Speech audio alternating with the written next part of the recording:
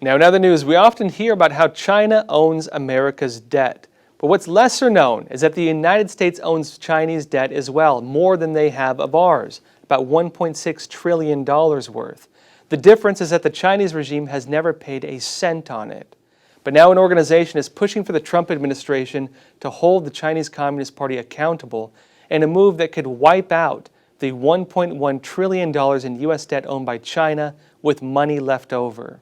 Now, to learn about the progress in collecting this debt, I spoke with Gianna Bianco the other day. She's president and chairwoman of the American Bondholders Foundation, which has power of attorney for 95% of U.S. bondholders and who has been leading this move. We'll jump into this interview now.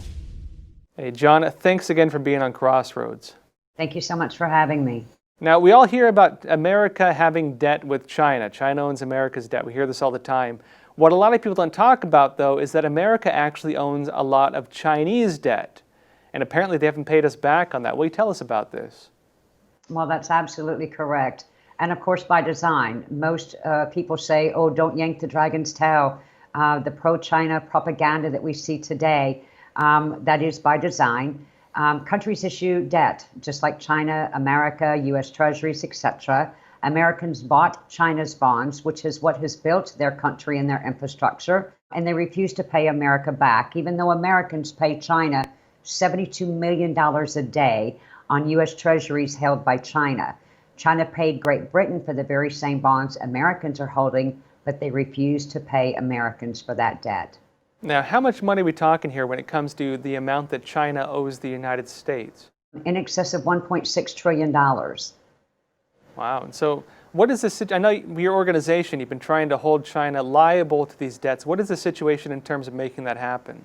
At the end of the day, this is 100% legal on the ABF side, the American Bondholders Foundation, which represents 20,000 U.S. citizens in 46 states. The law is on our side. This is legitimate, credible, sovereign debt. China just refuses to pay it. It's all political. And it's given an enormous amount of blockade by Wall Street firms, corporate America, that are running protectionary measures for China, just like we've seen at the Securities and Exchange Commission, where China doesn't abide by rules and regulations. And as we have seen around the world, China abides by no rules except for China's rules. When it comes to the debt that China holds from the United States, the money we pay them every day, as you mentioned, could this nullify that? 100%. Congress passed laws many, many years ago.